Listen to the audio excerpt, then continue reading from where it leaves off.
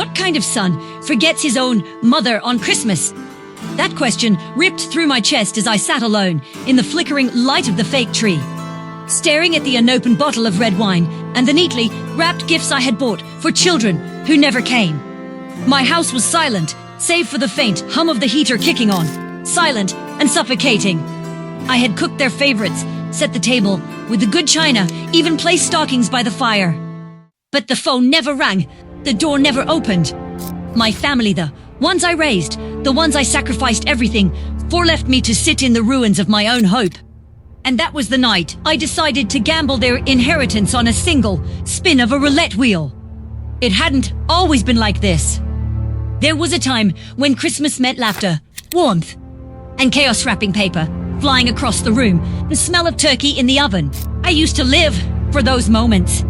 My husband, God rest his soul, always said, family is the only jackpot that never runs out. I clung to that even after cancer took him 15 years ago. I thought if I poured everything I had into our children, they'd keep that spirit alive. But as they grew older, their priorities shifted. Work trips, girlfriends, boyfriends. Excuses about money, excuses about distance. Then I believed them. The first sign was when my daughter, Emily, texted me on Christmas Eve, *sorry mom, can't make it. Flights are crazy. Love you. My son, Aaron, didn't even bother with a text. His wife sent a casual message on Facebook, *Merry Christmas, maybe we can Skype later. I stared at the glowing screen until my eyes burned, feeling like someone had reached into my chest and twisted. When Christmas morning came, I set the table anyway. Hope makes fools of us all. Hours passed. I kept refreshing my phone, like a gambler pulling the same lever again and again, expecting a jackpot that never comes. And then I realized why not. If they were going to treat me like some forgotten relic, why should I sit here guarding their future? My late husband's life insurance, my careful savings.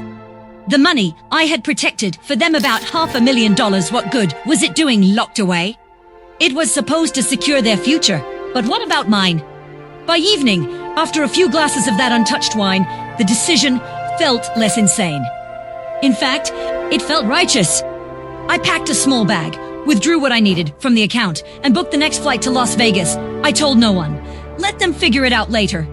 If deck will make time, I owe no explanations. The city me like a fever of a dream. Lights so bright they made my eyes water, music pulsing from every corner. Strangers laughing and drinking like life had never broken them. I walked through the casino doors, the air thick with cigarette, smoke and desperation. It was intoxicating. Every sound, the clink of chips, the whir of slot machines, the cheers from a lucky table fed something raw in me. For once, I wasn't just someone's mother, someone's afterthought. I was alive, reckless, dangerous. I sat at the roulette table, my palms damp against the velvet edge. The dealer, a tall man with a slick smile, looked at me curiously. How much you in for, ma'am? I slid the cashier's chips across the table, all $500,000 of them, stacked in front of me like a fortress. The players nearby gasped, whispers rippling through the crowd. All on red, I said, my voice steady, even though my heart was hammering so hard I thought it might burst. The dealer raised his brows. All of it. Yes, I said, locking eyes with him. Spin it? The room shifted.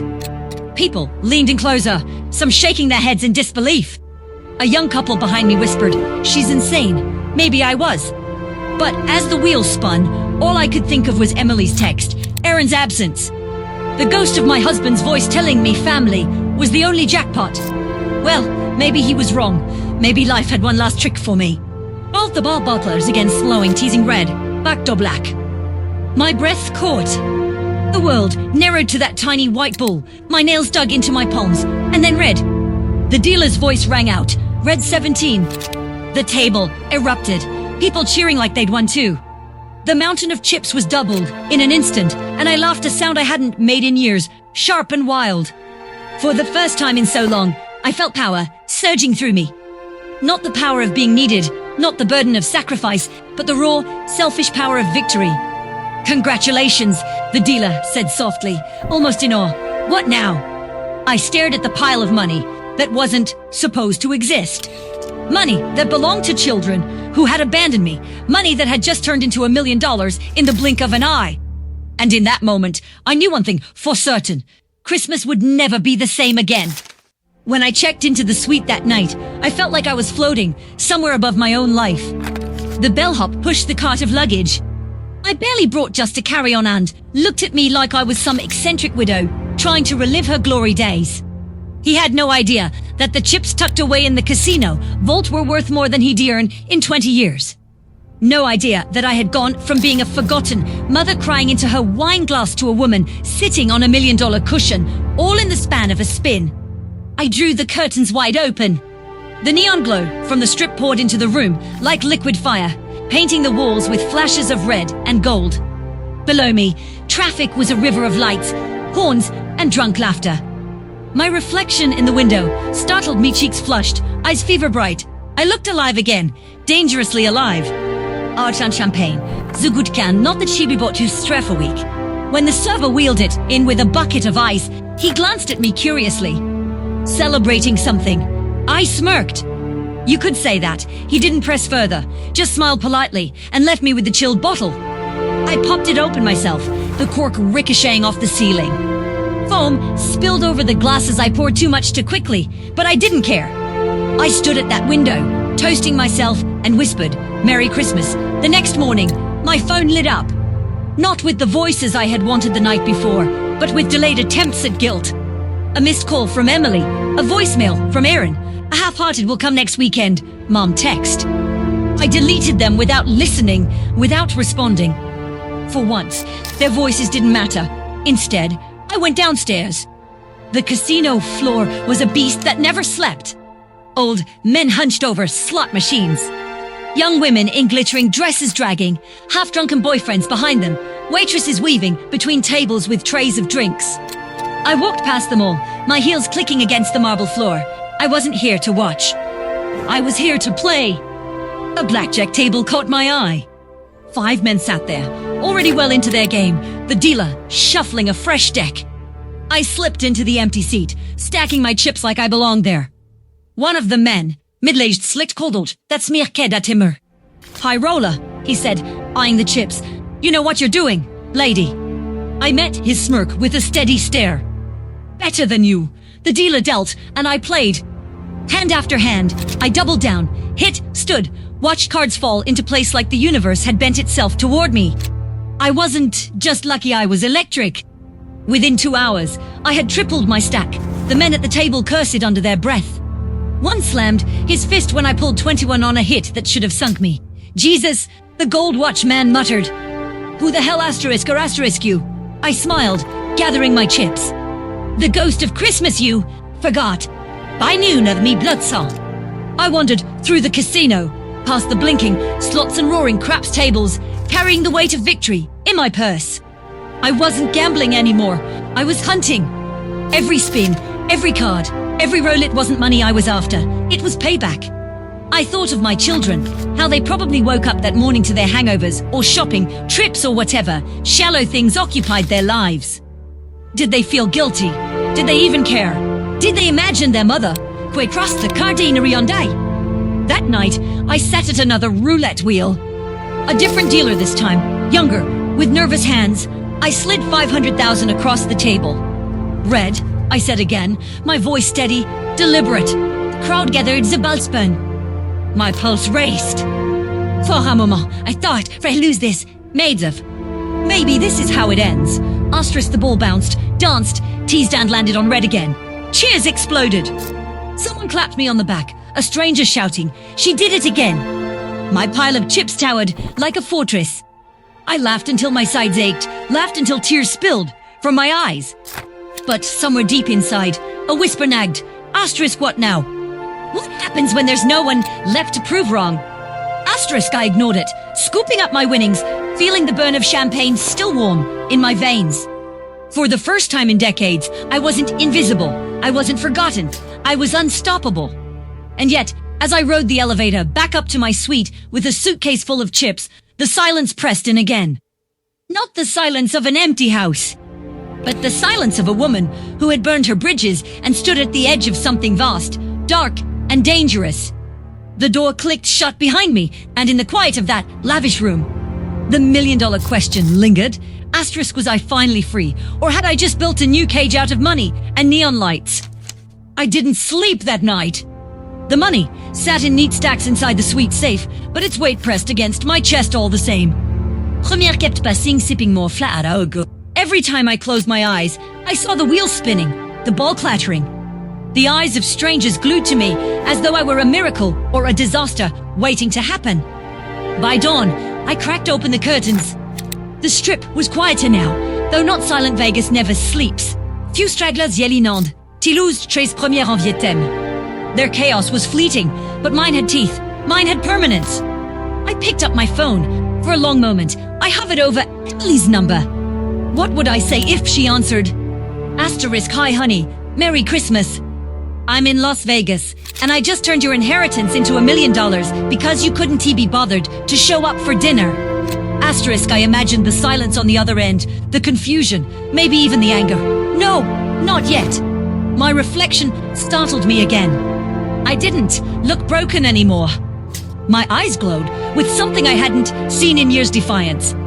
The lines on my face were still there, but they looked carved by fire, not sorrow. When the phone finir, première le titrine. His face flashed on the screen, grinning, oblivious. He hung up, then tried again. I declined. A text followed. Asterisk, Mom, sorry, we missed yesterday. Can we talk later today? Asterisk, I typed and erased a dozen replies. Finally, I wrote, asterisk, no need. Sans terme busy. Asterisk, then I set the phone face down and let the silence ring louder than any words. By mid-morning, I found myself back on the casino floor. I told myself I didn't need to play anymore, but the truth was I craved it. The rush, the eyes, the moment when luck tipped in my favor, like the world owed me something. This time, I went to the high-limit poker room. The air was different there, thicker, quieter. The smell of wealth heavy in the velvet curtains and polished mahogany tables. Men in tailored suits, women with diamonds glittering at their wrists, all of them looking at me when I entered like I didn't belong. I sat anyway, bought in with 100,000.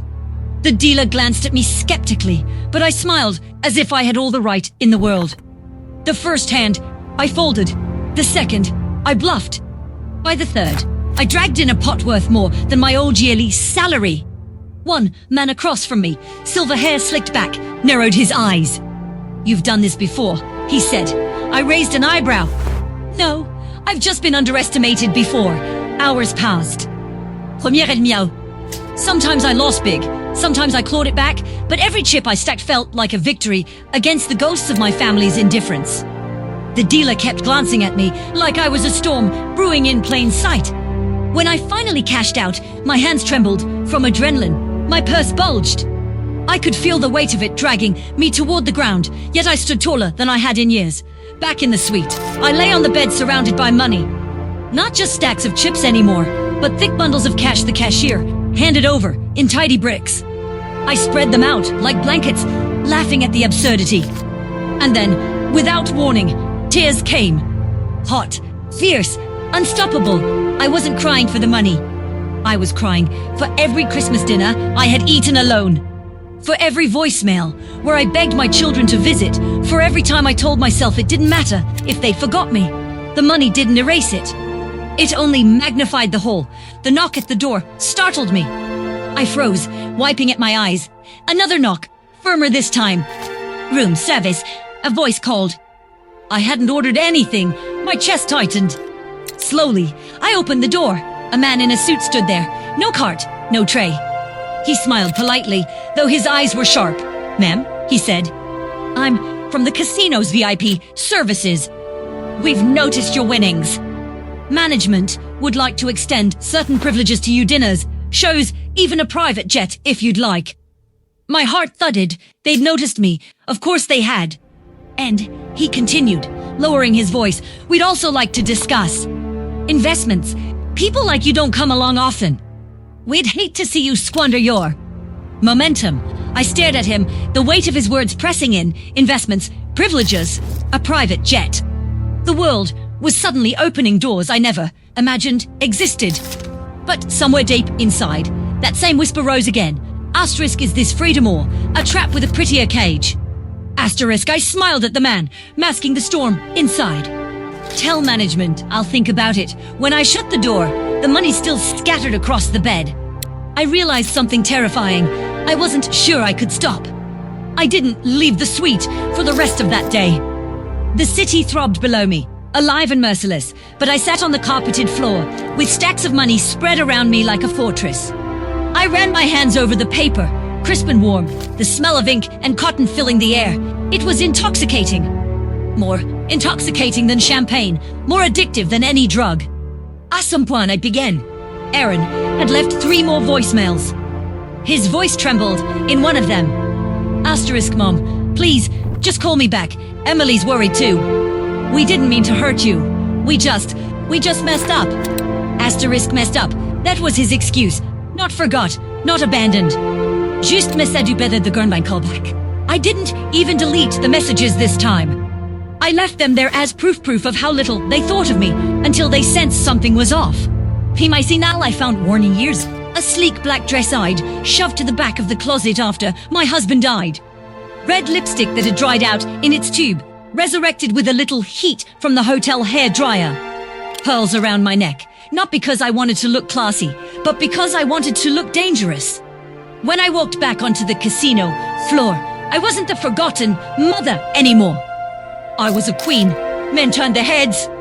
Women sized me up with curiosity. The air shifted around me. I went straight to the roulette wheel. This time I put down $1 million. The crowd gasped. The dealer hesitated, his eyes darting to the pit boss. You sure, ma'am? He asked softly. I leaned far forward. Always a balspun. My heart thundered. The whispers swelled, a wave of awe and disbelief. The wheel slowed.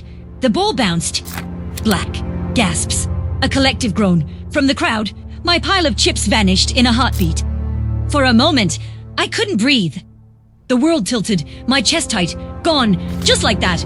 But then I laughed. A deep, reckless laugh that startled even me. People stepped back, some shaking their heads. The dealer looked at me with pity. It's only money, I said, though my voice trembled. Spin it again. I bought back in. Another $1 million from the vault. Another stack on red.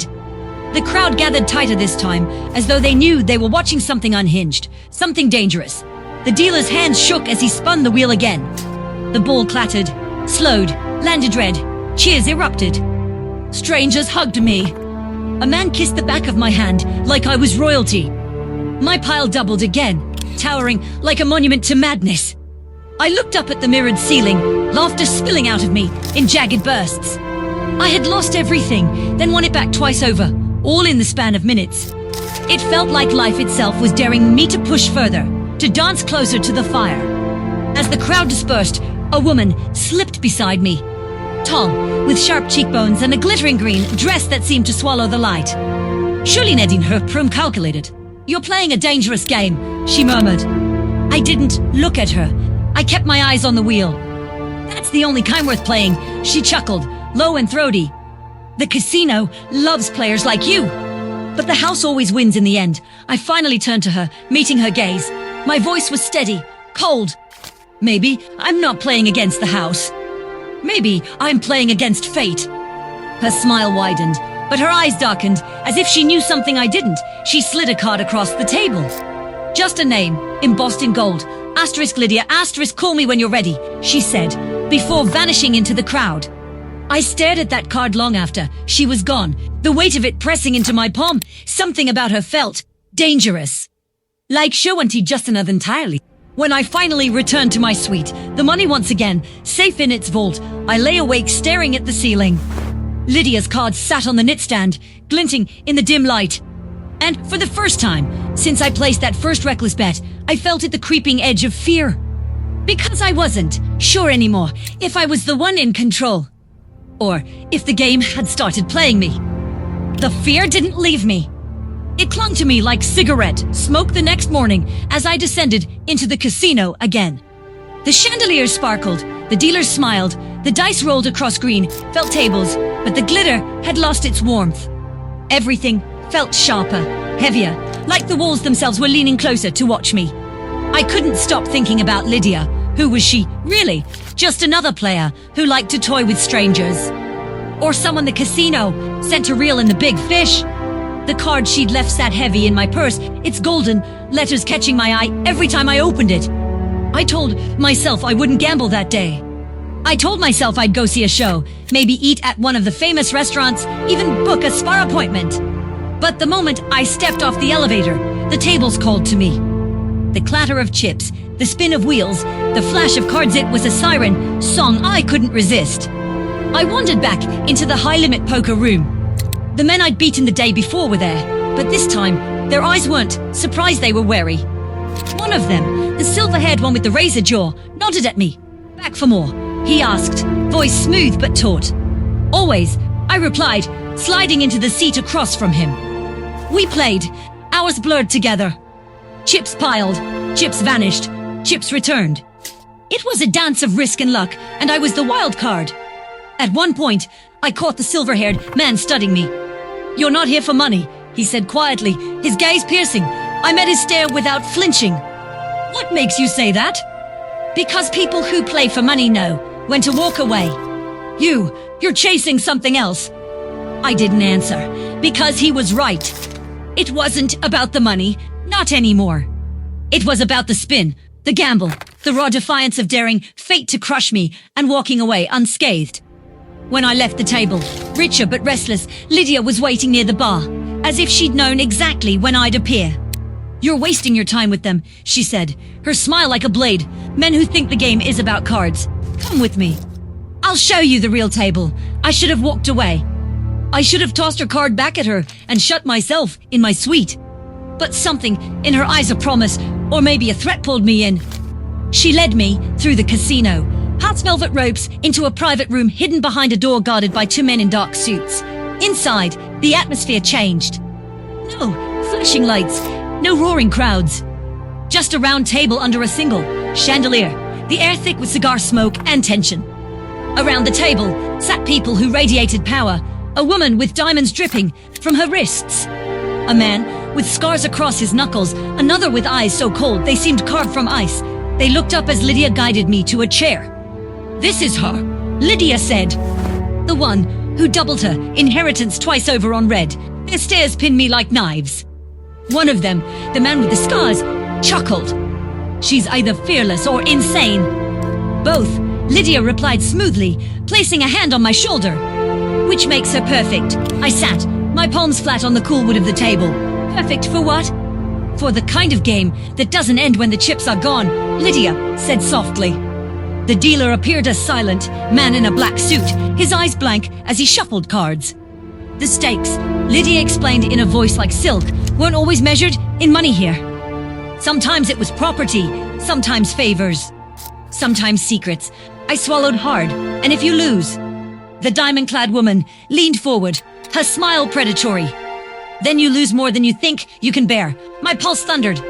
Every instinct screamed to run, but another voice whispered louder. "Asterisk is what impose a real game. The one that proves you're alive. Asterisk." I picked up the cards dealt to me, the weight of a dozen eyes pressing down. My hands trembled, but not from fear. "Frommanger." Lydia's hand brushed mine briefly as she leaned close to whisper, "Welcome to the table that eats the world." And for the first time since I placed that first bet on red, I realized I hadn't been gambling against fate. Fate had been leading me here all along. The cards in my hand felt heavier than paper. Smooth, crisp edges pressed into my fingertips. But it wasn't the cardstock I felt, it was the weight of the eyes around the table, the intensity of the silence. No bells, no whistles, no tourists cheering or groaning. Just a circle of predators, each one measuring me the way wolves measure, a new creature who dares to wander into their den. The dealer's face was unreadable. He slid cards across the table with precise movements as though he'd been doing it for centuries. To my left, the man with scarred knuckles tapped a rhythm on the table, his lips curled into something between a smirk and a snarl. Across from me, the fan, woman phasily creased, never leaving my face. I forced myself to breathe evenly, to mask the pounding in my chest. "What's the buy-in?" I asked. Lydia's smile was small, dangerous. "Whatever you're willing to lose," The scarred man chuckled. Money's the easy currency. You can bring a suitcase of cash if you want, but it won't buy you respect here. What matters is what you're willing to put on the table. When money runs out, the others murmured their agreement. The words slid over me like cold water. I thought of my fortune, stacked in the casino vault, technically more than enough for any table.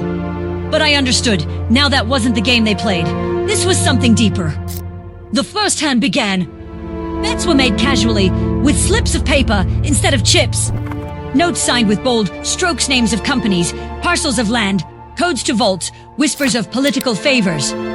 It was surreal, watching people gamble empires the way others gambled quarters. When the betting came to me, I hesitated. My pen hovered over the blank slip in front of me. Then I thought of Emily's hollow apologies, Aaron's excuses, the Christmas dinner that had sat untouched. The inheritance that had chained me to the role of caretaker, even after they'd abandoned me. With a steady hand, I wrote, ***, my children's inheritance, ***. I slid the slip forward. The diamond, woman's eyes lit with amusement, as though I had just bared my throat to her blade.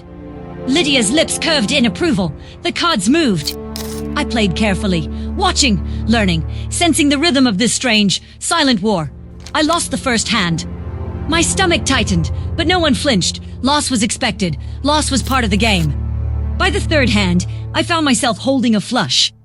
My pulse raced as I placed my slip forward. I won. The scarred man cursed, slamming his fist against the table as my winnings slid toward me, notes scrawled with promises and properties worth more than I could comprehend. But with every victory, I felt the tether tighten. This wasn't about luck anymore. This table was hungry, and once you sat down, you didn't just walk away. Pour passer, drinks appeared at our elbow, untouched. The chandelier above us hummed faintly, its crystals catching the dim light like frozen tears. My pile of winnings grew, but so did the shadows pressing against my mind. At one point, the diamond woman leaned close, her perfume sharp and suffocating. "You're good," she whispered, her smile brittle.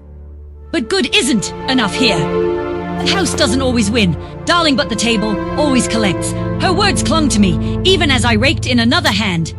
By the time the dealer announced the final round of the night, my throat was raw, my hands shaking.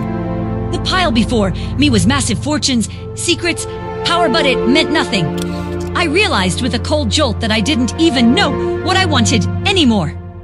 The dealer dealt. My cards landed face down, silent and heavy. Lydia's gaze never left me, her eyes glinting like emerald blades in the low light. "Careful," she murmured. "This is where the game stops being a game," and as I lifted the corners of my cards, a thought sliced through me, sharp and terrifying. I hadn't come here to win. I'd come here to lose something so final, so absolute, that no one could ever take it from me again. The table waited, my pen hovered over the slip, and I wondered for the first time what I had left to wager that truly mattered. The slip of paper in front of me might as well have been a blade. The pen trembled between my fingers, the ink tip hovering, daring me to write something that could never be erased. The room swayed around me. "No, I'm not yours. I'm not anyone's." She turned, her emerald eyes catching the light, and for the first time, I saw what lay beneath her beauty. Hunger, endless, gnawing hunger. "You're already mine," she whispered. "You just haven't accepted it yet." And then she was gone. The door clicking, shut behind her, as though she had never been there at all. I collapsed onto the bed, clutching my phone, my chest heaving. My children were gone from my life, from my blood, from my very memories. All I had left was the knowledge that somewhere they still lived, but belonged to her now. And as I stared at the slip of paper she had left on my nightstand, the one with her name, a number etched in gold, I knew the game wasn't over. It had only just begun. I stared at Lydia's card until the gold letters blurred. The room smelled like stale champagne and panic, my own sweat souring the silk of my dress. Outside the window, dawn crept across the desert sky, but Vegas didn't dim, it just kept burning, a city of neon that never let you forget the night. For hours I sat there, trying to piece together who I was without Emily and Aaron. Memories flickered in and out, distorted like a bad TV signal. I could remember moments, a small hand clutching mine at a carnival, a teenage voice yelling, "You're ruining my life." But the faces were gone, their voices were gone. Even the smell of their childhood bedrooms had slipped from my mind like sand through fingers. It was worse than death. It was like someone had taken a knife to my soul and carved out the only parts of me that were still warm. By noon, I had made up my mind. I didn't care about the money, or the danger, or the sick game Lydia played. If there was a way to get them back, I would find it. I dialed the number on her card with shaking fingers. It rang once, twice. Then her voice slid through the line, smooth as ever. I was wondering how long it would take. You're going to give them back, I said. My voice was steady, but my hands were white-knuckled around the phone. A soft laugh. That's not how it works. I don't care how it works. Tell me what I have to do. Silence on the line. Then, meet me at the fountain at the Bellagio tonight, midnight. Wear black. Leave everything else behind. The line went dead. I spent the day pacing. I thought about calling the police, but how would that conversation go? Asterisk, hello. I lost my children in a poker game to a woman who may not even be human. Asterisk, even if they believed me, what could they do? By midnight, I stood at the edge of the Bellagio's fountain in a black coat. The air was cool, the water jets arcing into the sky like glass spears before crashing back down. Tourists milled around, but none of them seemed to see me. Lydia appeared out of the crowd without a sound. She wore a black dress this time, her emerald eyes catching the glow of the lights. You came, she said, as if we'd arranged a casual drink. You knew I would. I replied. She tilted her head. Do you really think you're the first? People always come crawling back. They always want what they gave away. I stepped closer. I'm not crawling. I'm here to win. Her smile widened, slow and sharp. Then you'll play one more game. But this one isn't for money, and it isn't for names. What, then? Yourself. The fountain hissed behind us, 1,000 streams of water, falling like applause. If you win, Lydia said, your children are yours again. Their ties, their memories, everything. If you lose... Her pause was deliberate, heavy. You stay with me. Forever. No names. No memory. No escape. The world tilted, but I forced my voice to stay steady. Deal. Lydia's eyes glittered. Good. Then let's begin. She led me past the fountain, through a service door, down a narrow stairwell that smelled of wet stone and chlorine. At the bottom was another door, heavy and iron, carved with symbols I didn't recognize. Lydia pressed her palm to it. It opened without a sound. Inside was a room unlike any casino I'd ever seen. No velvet, no marble. Just a circular table made of black stone, lit by candles that flickered without smoke. In the center sat a single deck of cards. This is the last table, Lydia said, her voice echoing slightly in the cavernous space. You win, you walk out with them. You lose, you belong to the table, forever. I sat, my hands trembling, but my eyes locked on hers. Shuffle, I said.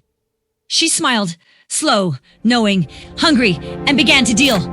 As the first card slid across the stone to me, a strange calm settled over my chest. The fear, the panic, the grief, all of it went quiet. I had nothing left but the game.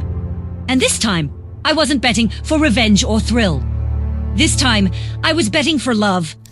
The candle flames bent inward as Lydia shuffled. Each flicker threw her face into moving, fragments cheekbones sharp as blades, lips like painted glass, eyes glowing green like something alive beneath water. The black stone table was cold under my palms. The deck of cards made no sound when she split it, as though the air itself was holding its breath. She dealt one to herself, one to me. Nathertov, Anotiton looked them right away. I could feel them, weightless but heavy in meaning. This wasn't a normal hand. This wasn't even normal reality. Lydia tilted her head. Look at them, she whispered. I turned my cards over. 2 kings, hearts and spades. Might once, deep on slow. Her eyes flickered with amusement. She had yet to show hers. What are we playing? I asked. Not a game, you know. Here, the cards show asterisk. What is asterisk? Not what you hope. The stronger will wins. She slid her cards over, face up, to queens. Diamonds and clubs. She held my gaze. It begins with what you've been. King against queen.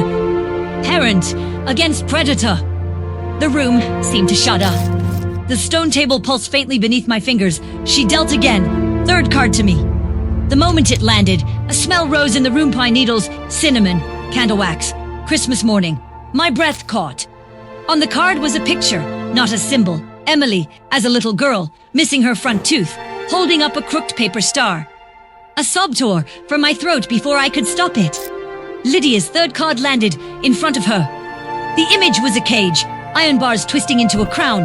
Her smile never faltered. "Do you understand now?" she asked softly. I wiped at my eyes, staring down at Emily's picture. My fingers trembled over the card but didn't touch it. "Yes," I whispered. "Good. The next card decides the wager." She dealt again. Fourth card to me, Aaron at 12, hair falling into his eyes, holding up a handmade Mother's Day card. My chest ached so sharply, it was like being stabbed. Fourth card to her, a key, black and shining. The candle flames jumped. The stone beneath us seemed to hum. "You still have a choice," Lydia said, her voice low now. "You can fold, walk away. Keep your money. Live out your days without them. Forget you ever had them. You won't even feel the loss anymore. Or, play the final card. Win, and they're yours again. Lose, and you'll stay here, with me. No names, no self, no end." I stared at the two small faces on my cards. Memories flared and dimmed like failing light bulbs. Birthdays, scraped knees, Aaron's laugh, Emily's tiny hand slipping into mine. I'd already lost them once. I couldn't let it be forever. "Deal it," I said, my voice breaking but steady. Lydia's smile curved like a blade. "As you wish." She drew the final card and placed it in front of me, face down. Then she drew her own. "Turn yours," she whispered. I turned it over. It was blank at first. Then, slowly, an image formed. Me. Not the woman sitting at the table, but me as I had been laughing, holding my children on my lap, a light in my eyes. My breath caught. Lydia turned hers. A black circle. A void. The room trembled. The table glowed faintly under our hands. Her smile faltered for the first time. "Interesting. What does it mean?" My voice was barely a whisper. "It means..." Her green eyes narrowed, then flickered. "It means you're not playing for yourself anymore. You've given everything. You've become the wager itself." The stone pulsed under my palms. The two cards was with my shins aglow. Then brighte. The candle flames bent outward now, as though something was pushing back. "You're breaking the rules," Lydia hissed, but her voice had lost its velvet edge. "No one breaks the rules of the table. Maybe the table forgot something," I said, my fingers closing over the cards. "I'm not just a gambler. I'm their mother." The black stone cracked, a thin jagged line running through its center. The cards in front of me flared like tiny suns. Lydia recoiled, her emerald eyes flickering with something I hadn't seen before. Fear. "No," she breathed. "This isn't how it ends." I rose from my seat, clutching the glowing cards to my chest. The room shook, dust drifting from the ceiling, the iron door behind me swinging open without a sound. "Yes," I said, stepping back. "It ends with me." The last thing I saw before the room dissolved into blinding white was Lydia's face twisting not in rage, but in something like awe. And then I was falling. When I opened my eyes, I was sitting on my living room couch. The Christmas tree twinkled in the corner. The smell of pine and cinnamon filled the air. And there, sitting on the floor in front of me, were Emily and Aaron, wrapping papers strewn around them, their faces lit with joy. "Mom," Aaron said, looking up. "You okay?" "You spaced out for a second." Emily laughed. "You haven't even opened your present yet." My hands shook as I reached out, touching their hair, their cheeks, their warmth. Real, solid, mine. Tears blurred my vision. "I'm okay," I whispered. "I'm just so happy you're here." Outside the window, snow fell softly, muffling the world. But in the faint reflection of the glass, just for an instant, I thought I saw a pair of emerald eyes watching. And a smile. I blinked hard, and the reflection was gone. Just the tree lights flickering against the window, the snow drifting down outside. Emily and Aaron were tearing at ribbons, bickering playfully over who had hidden which gift. Their voices filled the room, like music I'd forgotten existed. I reached for my coffee and realized my hands were still trembling. Everything looked the same, the worn rug, the stockings by the fireplace, but it felt like the air itself had shifted. Heavier, denser, as if the world had been stitched back together, but not quite aligned. Aaron glanced up at me. "You're sure you're okay?" I smiled, forcing my voice steady. "Yeah, just tired."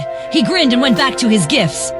Emily crawled over to the tree, pulling out a small box wrapped in red paper. "This one's yours, Mom." I opened it slowly. Inside was a snow globe. A little house inside, with a single evergreen tree in the yard. When I shook it, white flakes swirled, and a faint tune played something like a lullaby. "Do you like it?" Emily asked, eyes shining. "It's beautiful," I said softly, and it was. But as I held it up to the light, I thought I saw, just for a heartbeat, a shadow moving behind the tiny house. Something green glinting in the swirl. I set it down gently. "Thank you, sweetheart." We ate dinner together, talked, laughed. The ache I'd carried for years softened, replaced by a warmth so fragile it almost hurt to feel. Yet every so often, I caught myself glancing at the corners of the room, expecting to see emerald eyes. A flicker of black stone, a hint of candle smoke. Later, after the kids had gone to bed, I sat alone by the tree. The snow globe sat on the coffee table, the flakes inside slowly settling. My phone buzzed once. A text from an unknown number. Asterisk enjoy your winnings. "We'll play again when you're ready." Asterisk no signature. But I didn't need one. I locked the phone, pressed it face down against the table, and stared at the globe until the flakes stopped moving. Outside, the snow kept falling. The house was quiet except for the ticking of the old clock and the faint sound of Emily's laughter drifting from upstairs in her sleep. I closed my eyes, breathing them in, memorizing the sound, the smell, the weight of them alive in mine. Because somewhere, deep under the layers of joy and relief, a small truth whispered like a draft under a door. I had won this round. But the table wasn't gone. And one day, when I least expected it, the game would call me back. For now, though, I wrapped my arms around myself, watched the tree lights flicker, and whispered into the quiet, "Not today." I stayed there until the tree lights dimmed and the house went completely still. My palms rested on my knees, feeling the faint tremor in my fingertips. Upstairs, the slow rhythm of my children's breathing drifted down, steady and human. That sound alone anchored me to reality more than anything else. The snow globe still sat on the table. Every now and then it would catch a stray blink of the Christmas lights and flare with a spark of green before going dull again. I stared at it until my eyes ached. It was such a simple thing, glass, water, a little resin house end, yet I could feel the pull of it, the same way I'd felt the pull of the roulette wheel. I reached for it and turned it upside down. The flakes swirled in frantic loops, and for a split second, reflected in the glass, I saw Lydia's smile again. A smile, not of triumph this time, but of patience. I set it down and pushed it across the table, as though it were hot. Midnight passed. 1 o'clock. 2. My phone stayed silent on the table, the unknown number still the last text. I didn't delete it. I didn't answer it. I didn't dare. At some point, I moved to the couch and curled under a blanket, but sleep wouldn't come. My mind kept circling back to the black stone table, the glowing cards, the way the iron door had opened by itself. I knew that what had happened wasn't a nightmare. I could feel it under my skin. It had marked me. Just before dawn, Aaron padded down the stairs, rubbing his eyes. He froze when he saw me, sitting upright on the couch. "Mom, you're still up." "I'm okay," I said quickly, forcing a smile. Just thinking. He came over, sat down next to me. His hair was mussed from sleep, his face still, soft with boyhood despite the years. "You've been different today," he said quietly. "Like you're here, but not here." My throat closed. I wanted to tell him everything, how he and his sister had been cards on a table. How I'd fought a woman who wasn't entirely human to pull them back, but the words jammed in my chest. If I said it aloud, it would make it real. Instead, I wrapped an arm around him and pulled him close. "I'm just tired," I murmured into his hair. "But I'm here." He nodded against my shoulder, half asleep, trusting me completely. That trust felt heavier than the $1 million I'd once stacked in chips. When he'd gone back upstairs, I sat there watching the snow globe. The flakes had settled, but the little house inside seemed slightly different, now its windows darker. Its tree taller, the shadow at the edge of the yard a little clearer. I could almost swear it had the shape of a woman in a long dress. I didn't touch it again. As the first grey light of dawn slid across the carpet, I whispered to the empty room, "You can watch, but you don't them back, like Onigzan."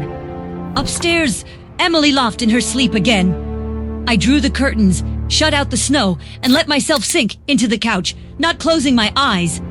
Because somewhere, far beneath the normal world, a black stone table waited in the dark. But for now, my children were here. Their laughter was real. And as long as I stayed awake, I still had time to hold on to this life before the next hand was dealt.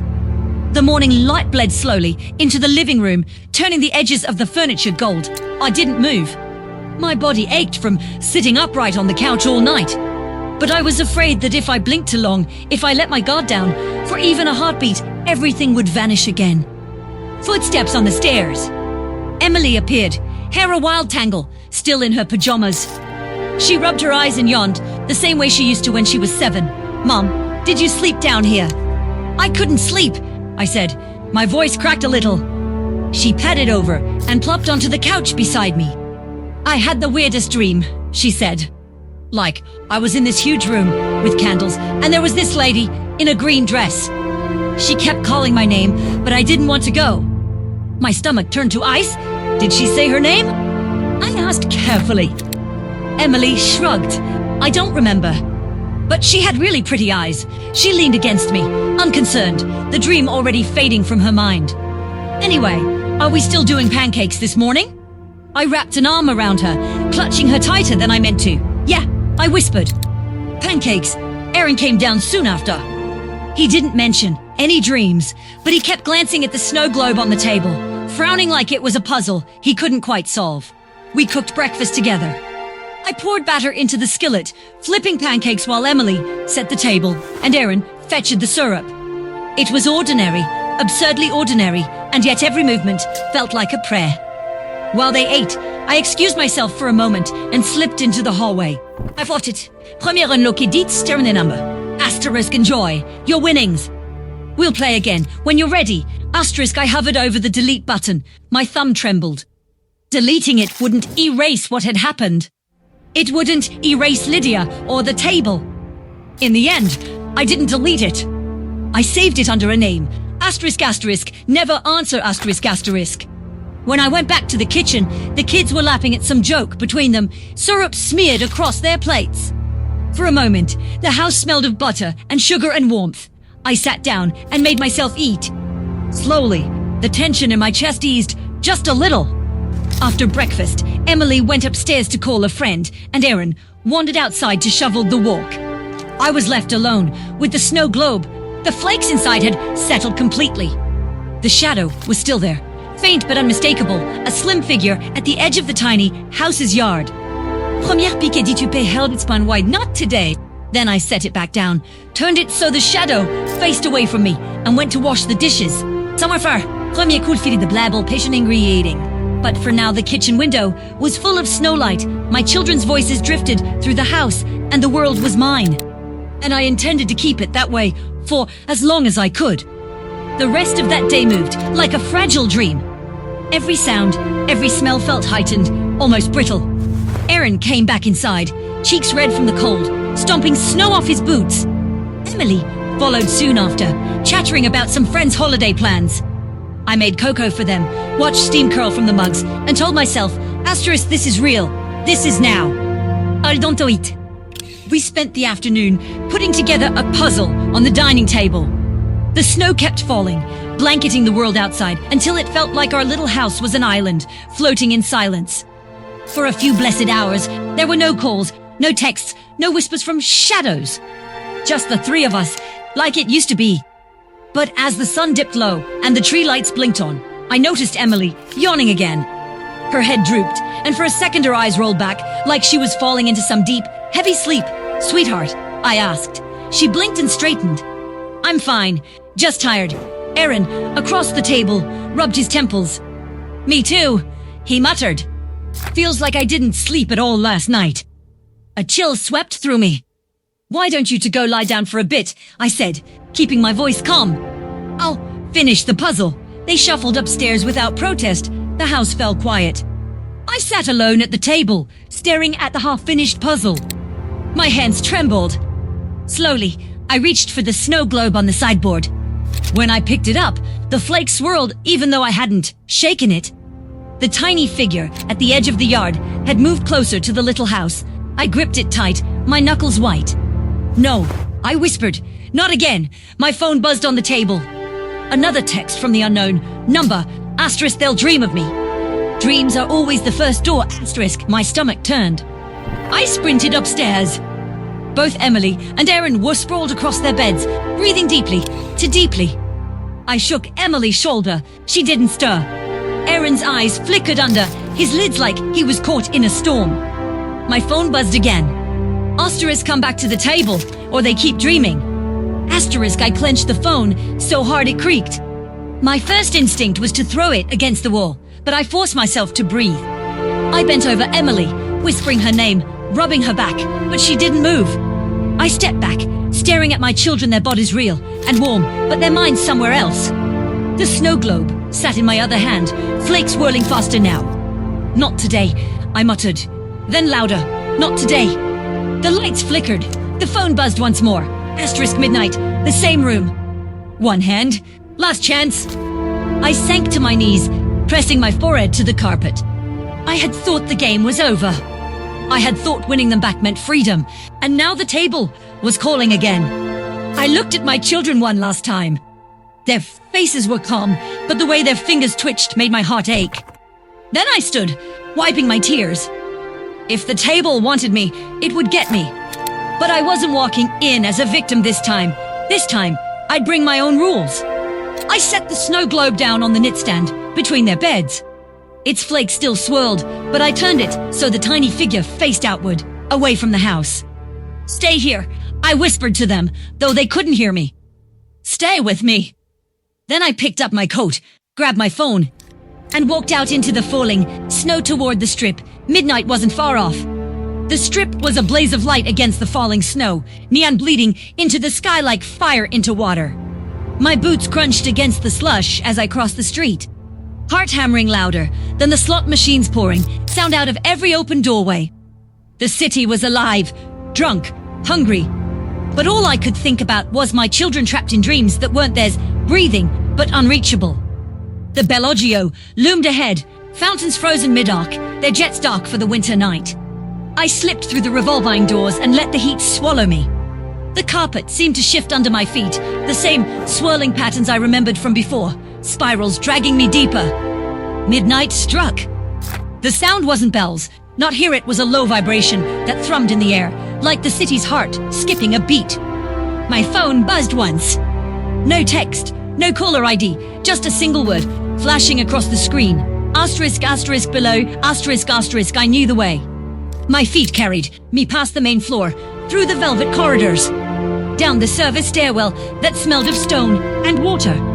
The iron door waited at the bottom, symbols etched into its surface pulsing faintly. The door swung open. The room was the same black stone table, candles guttering, without smoke but emptier. Only Lydia sat there, emerald dress pooling around her like spilled light. Her smile was slow, patient, hungry. "You came back," she said. "Good, Mother." I stepped inside, the door closing behind me with a whisper. "You said one hand. Last chance. Let's end this." Her laugh was soft, like silk tearing, so eager. "Do you even know what you're wagering?" "Myself," I said, forcing my voice steady. "It's always been myself." Her eyes gleamed. "Brave words." "But the table doesn't want brave words. It wants truth."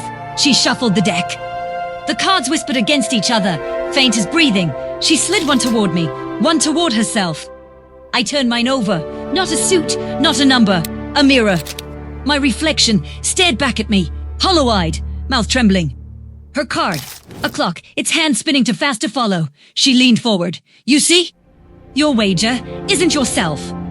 Y te gastem. Every second you steal back from me, every second they breathe freely, is what you're really fighting for. You don't get them forever, dear. Only until the table decides it wants more." Rage flared hot in my chest. "No, they're mine. They'll always be mine." She dealt again.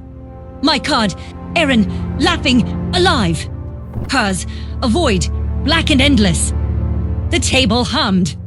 The candles bent toward her, flames stretching unnaturally. I clutched my card, pressing it to my chest. "You can't take him." "Not again." Lydia tilted her head, lips curving, then play the last hand. The final card slid forward. I flipped mine.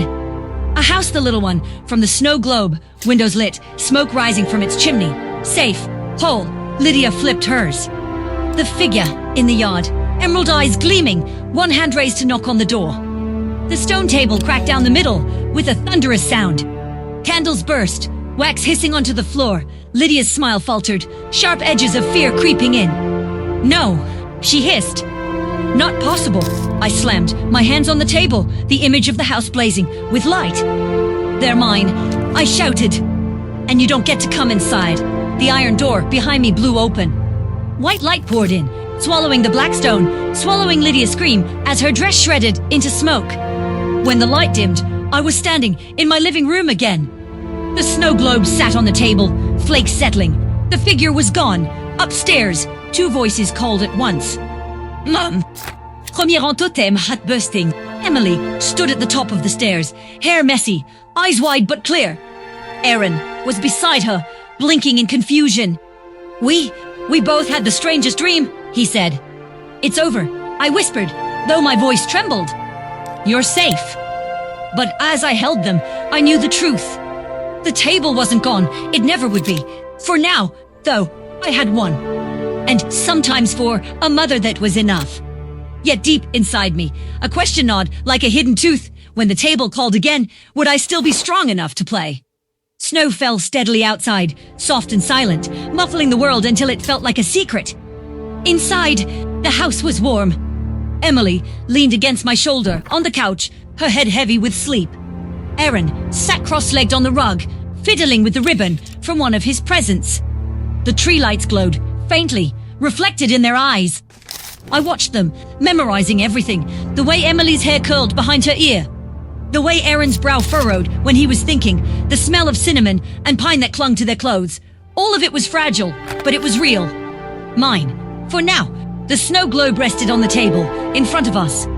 The little house inside was bright, its windows glowing. The yard was empty. No shadow, no figure. Just snow, falling quietly on a tiny world. Première piquée dit up, chaud qui tombe cette bec d'en. The flakes swirled and settled slow and cal, upstairs from my phone. No whisper from the dark. Only the sound of my children breathing and the low hum of the heater. I drew them both close, pressing my lips to the tops of their heads.